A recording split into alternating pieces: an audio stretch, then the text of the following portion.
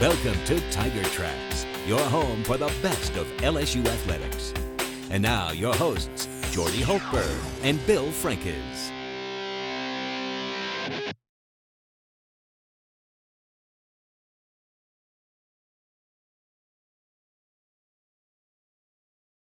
Hello, Tiger fans. Welcome to Tiger Tracks on CST. He is Bill Frankes. I am Jordy Hultberg. Great to be with you, and it's great to know where the Tigers will be going for New Year's. They'll be heading back to Orlando, the Citrus Bowl, and if you're not in the Power Six games and the national championship contention, I can't think of a better matchup than LSU and Notre Dame. That's quite a rivalry from the years past. Yeah, exactly, Jordy. This will be the 12th time that LSU and Notre Dame have met. A rivalry that started back in 1970 when Joe Theismann was the Notre Dame quarterback. So they played some great games. I remember there was a season when they beat us in Tiger Stadium in the regular season. We put a spanking on them in the Independence Bowl later on that year. Yeah, Rondale Mealy had over 200 yards rushing in that game. The Tigers got a victory. That was back in 1997. Of course, the most recent meeting was 3 years ago, the Music City Bowl in Nashville. Notre Dame got that last-second field goal to win the game. So LSU looking for a bit of redemption when they take on the Irish. New Year's Day, it's a noon Central Time start in Orlando. Tigers favored by 3. We call them student athletes for a reason. The Cox Center for Academic Studies plays an integral part. We'll talk with the executive director, and what a turnaround this program, this athletic department has made. It's been amazing. Kenneth Miles will be with us. He'll talk about the 90% graduation success rate score that LSU recently received, the best in school history. It's impressive. All that, our BMW Offensive Performance of the Week, and much more. This is Tiger Tracks. We'll be right back.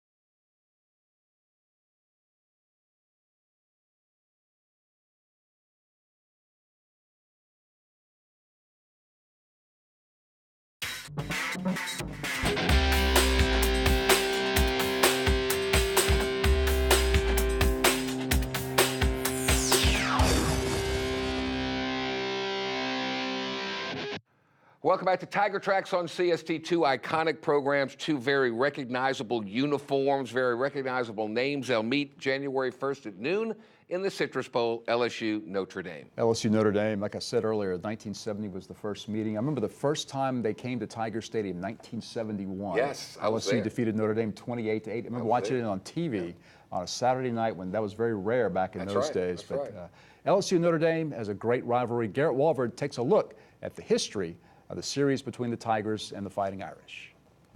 The LSU Tigers are preparing for a postseason matchup with the bluest of the Blue Bloods. The Notre Dame Fighting Irish bring a wealth of history to the 2018 Citrus Bowl presented by Overton's. 11 national championships, 7 Heisman Trophy winners, and 52 members of the College Football Hall of Fame. And this year's Irish squad has a dynamic ground game. The Irish average better than 35 points and 450 yards of offense per game, rushing for an impressive 280 yards per contest. Josh Adams is 7th in the nation, averaging over 7 yards per carry at tailback. The 6'2", 225-pound junior has rushed for almost 1,400 yards on fewer than 200 carries and has better rushing numbers than college stars Nick Chubb, Saquon Barkley, and Damian Harris. Adams has blinding top-end speed, clocked at 22 miles an hour by the Irish coaching staff. Brandon Wimbush has started all but one game at quarterback this season, passing for 1,800 yards, 16 touchdowns, and only 6 interceptions. The former Gatorade Player of the Year from New Jersey is second on the team in rushing with 765 yards and 14 touchdowns. Pretty impressive for a player who didn't see the field last year. His top target is Equanimous St. Brown, a 6'5", 200-pounder who's reeled in 4 touchdowns and almost 500 yards receiving. The junior from California was on the Bolitnikoff watch list and has led the Irish in yards and catches the last 2 seasons. Notre Dame's not-so-secret weapon is their kicker, Justin Yoon. Every coach in the country wanted Yoon on their team, as the 5'10" junior was the #1 ranked kicker coming out of high school. Yoon has started since day one and has led the Irish in scoring all 3 years in South Bend. The Notre Dame defense has racked up 22 sacks and picked off 10 passes in 2017. Jerry Tillery leads the team with 4 sacks and 10 quarterback hurries. The 6'6", 305-pound junior was an all-state performer for Evangel High School in Shreveport. Tavon Coney paces the Irish with 99 tackles, including 13 for loss. Coney is 6'1", 240 pounds, and has never missed a game for the blue and gold. The Irish annually play one of the toughest schedules in the country and kicked it up a notch this year with a home game against Georgia. The playoff-bound Dogs escaped South Bend with a 1-point win in Week 2, 20-19. And this will be the first time since 1997 that the Irish have played 2 games against SEC competition in the same year. 20 years ago, LSU and Notre Dame squared off not once, but twice, with the Tigers exacting revenge for a regular season loss. The Irish invaded Baton Rouge and scored 17 first-quarter points, sinking LSU's hopes of a signature victory. Kevin Faulk scored the Tigers' only touchdown late in the 4th quarter, with Notre Dame prevailing 24-6. But 1 month later, in the Poland Weed Eater Independence Bowl, LSU used a strong second half to eliminate the Irish 27-9. The Tiger defense registered 7 sacks and held Notre Dame to less than 250 total yards.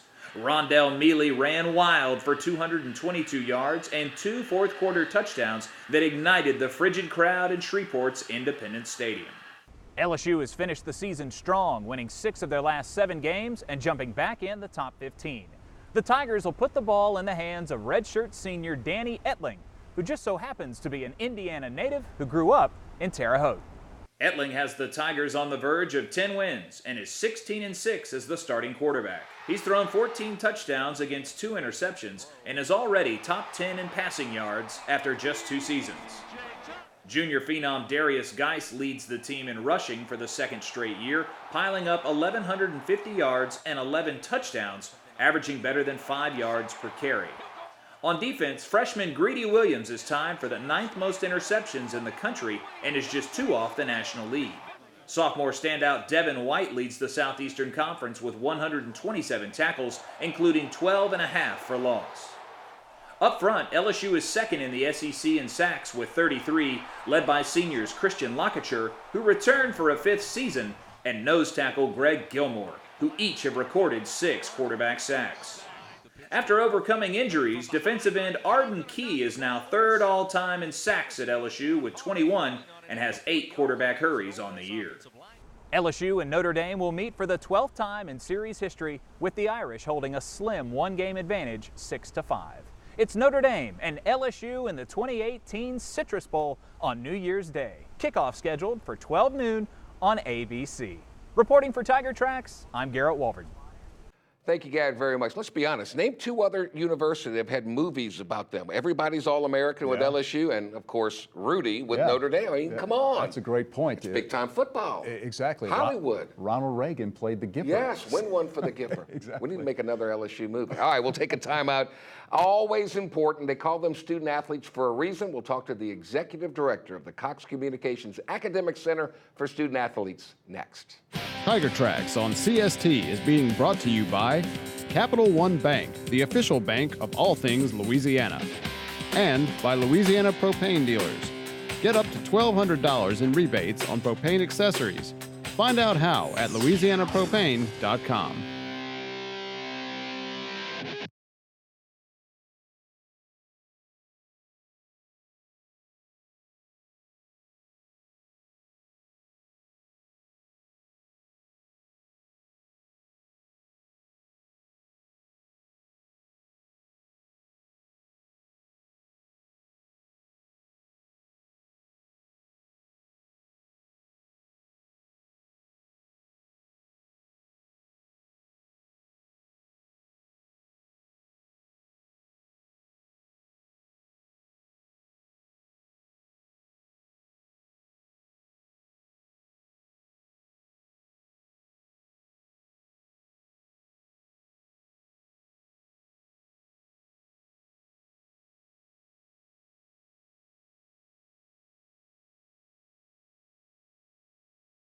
And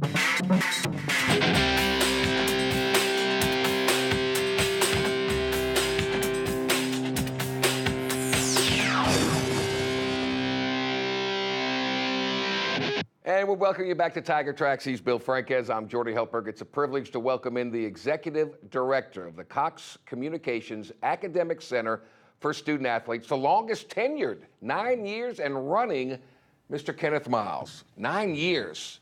Thank you for coming. Did you ever think 9 years and rolling? I just thought about enjoying the job as I'm going along. So not at all, not at all. And obviously you're enjoying it. It wasn't in existence when I was at LSU. And we had tutors in Broussard Hall in a small little room.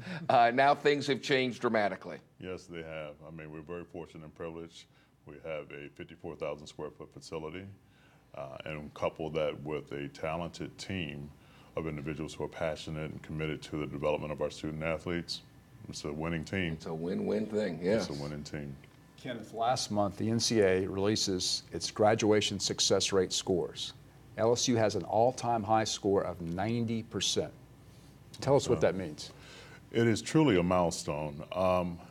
It means that all the blood, sweat, and tears that you poured into your personnel, your programming, your assessments, your evaluations are paying dividends at this point. I think that the great thing about looking at graduation success rates is not something that's instantaneous. So it's something that you build upon.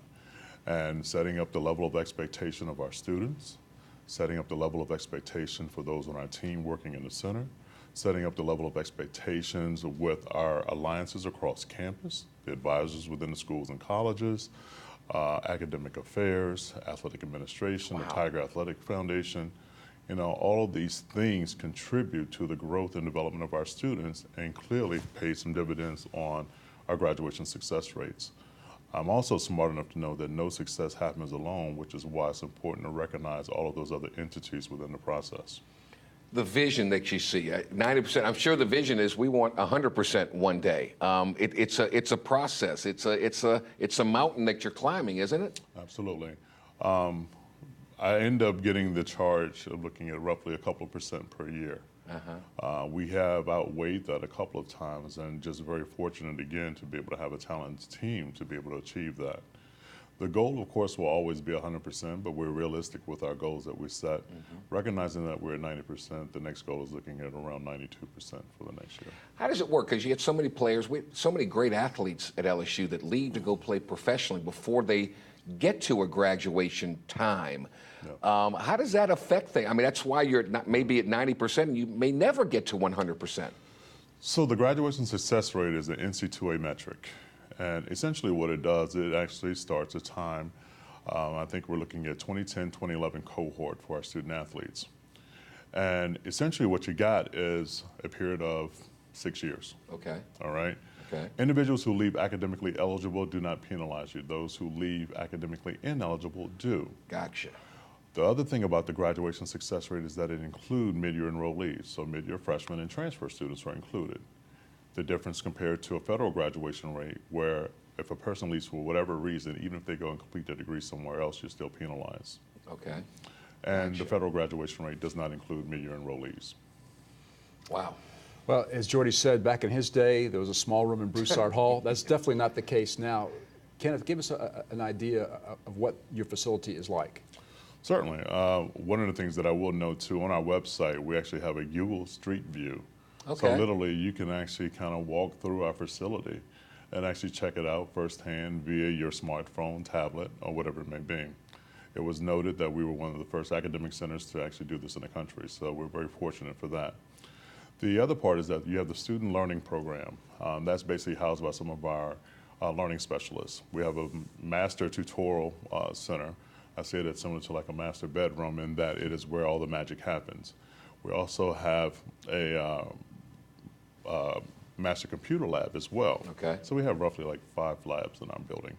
And we also have the Academic Center for Excellence. And then there's the main area which houses our technology and manager of internal operations and other advisors. The way the building is designed essentially is to be able to provide a conducive space to learning.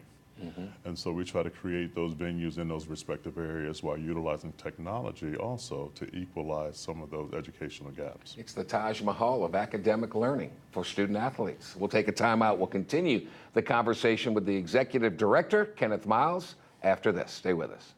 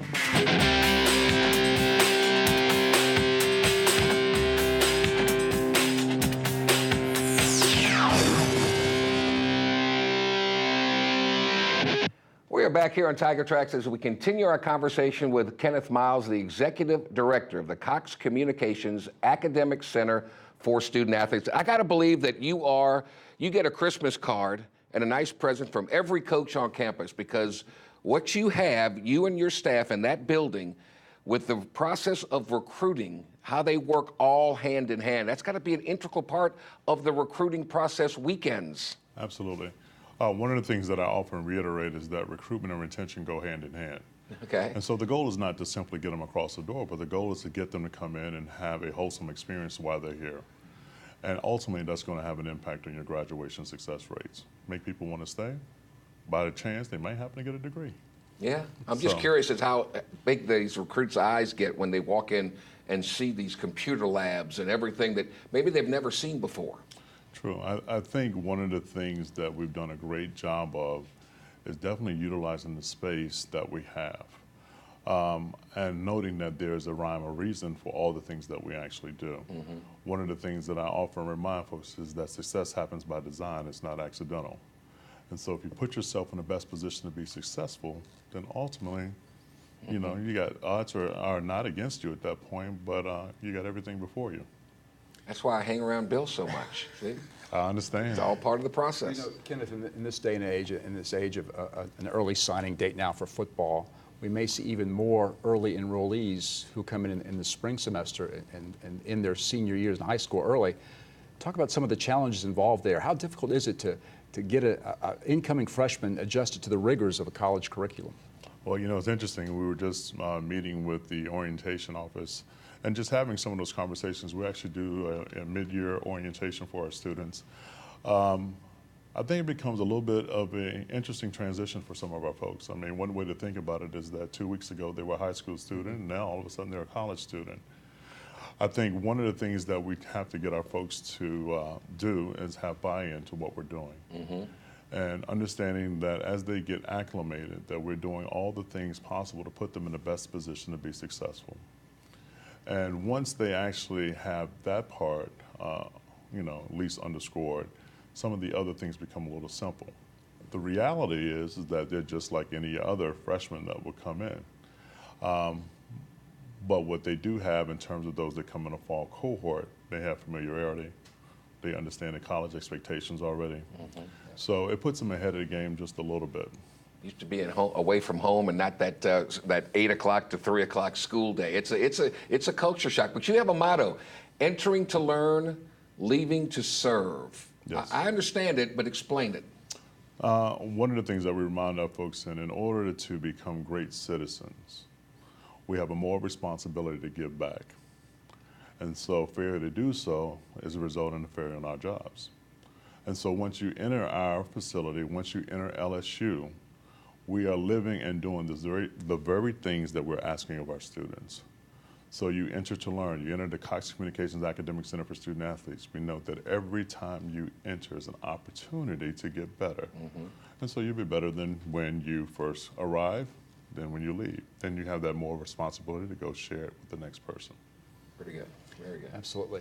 You know, Coach Ogeron noted the success of the football team, its graduation rate. We saw Senior Day a couple of weeks ago. Several of those 20 seniors already have their degrees. It's a testament to the work that your counselors do in bringing the football team up to that high level. Absolutely. We have a talented group of individuals that actually work with our team.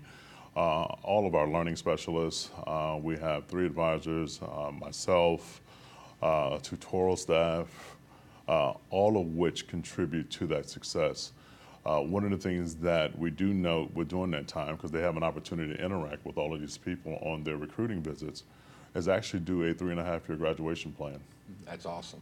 That is awesome. And so one of the ways that we emphasize that is noting that when you decide whether or not you would like to stay or leave for the next level, you essentially have an opportunity to be done with your degree, all in one. We also tout the statistics of those individuals who have degrees, essentially have longer longevity in the NFL as well. So we do end up noting that from the very beginning. We know how it's manageable. It's not necessarily an overwhelming process, but as a way to be able to help you once you start to think about leaving and going beyond the doors of LSU. Kenneth, on behalf of everyone involved with LSU, you, your staff, congratulations. The graduation rate, 90%, that's fantastic. And let me be your agent, because you remind me of James Earl Jones. You have those great pipes, man. We can get you voiceover work, make you a lot of money. Can we do that? Let's go. Yeah. All right, Kenneth Miles, the Executive Director of the Cox Communications Academic Center for Student Athletes. We'll take a timeout. We'll come back with more here on Tiger Tracks on CST. Tiger Tracks on CST is being brought to you by Capital One Bank, the official bank of all things Louisiana, and by Louisiana Propane Dealers. Get up to $1,200 in rebates on propane accessories. Find out how at louisianapropane.com.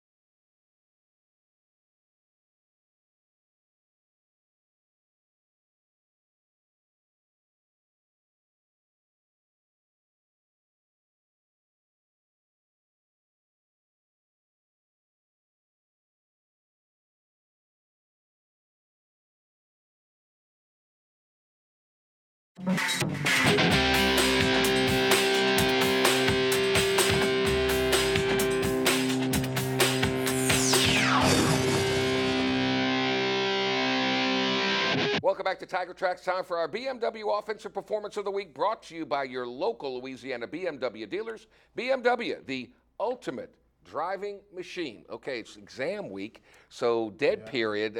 Slim pickings here. Well, who you got? You know, the volleyball team wrapped up its season last weekend, Jordy. Yeah. Coach Fran Flory led the squad to the NCAA tournament for the first time since 2014, and they were led by a freshman. Okay. Taylor Bannister, a young freshman out of Missouri City, Texas, had an outstanding year.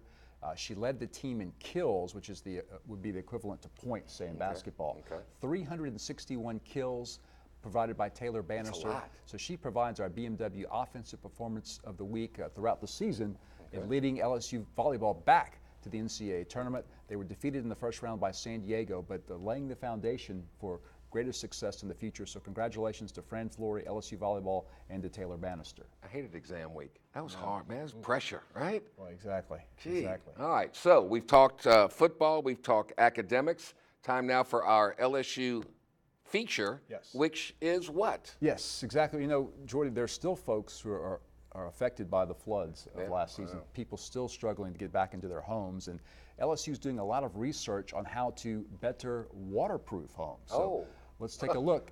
Count me in. Yeah, exactly. Let's take a look as LSU conducts research in helping folks better prepare for flooding. This is the master bedroom. This is my bedroom. More than a year after the devastating Louisiana flood, Gloria Perkins' Baton Rouge home is still gutted. It's not a flood zone here. She lives in a FEMA manufactured housing unit placed in her backyard. After 30 years of working as a teacher's aide, she is planning to retire. But Perkins said a small business administration loan was the only way she could receive help. But I knew if I took the SBA loan that I was not going to be able to retire because I'm already retired with a mortgage. Instead of the loan, help is coming from the Louisiana Department of Health and their new project, Operation Wetproof. With assistance from the LSU Ag Center and volunteers, they are working to wet floodproof Perkins' home. We're using flood-resistant materials that if this home were ever to flood again, these materials would be salvageable. They would not have to be thrown away. A major regutting would not have to take place. If Perkins' home ever does flood again, she says she's now prepared with flood insurance and a home that can quickly bounce back. If people want to stay in their home, this needs to be the new normal. A lot of people don't have the means to elevate their home to protect themselves against floods. So if they are in a highly vulnerable structure and are probably going to flood again and just don't have the means to move elsewhere, this is an option for them to stay in their home and recover quickly. Great research, and boy, that would help a multitude of people in the years to come. LSU football coaches will convene to the Louisiana Mercedes-Benz Superdome, all the high school playoff championship games. Your son is involved in one against my alma mater, High De La Salle. Come on, Cavs. Go Cubs. Go Cavs. We'll definitely look forward to that. LSU basketball back in action Sunday, 4 o'clock against UNCW. He's Bill, I'm Jordy. Go Cavs. See you next week on Tiger Track.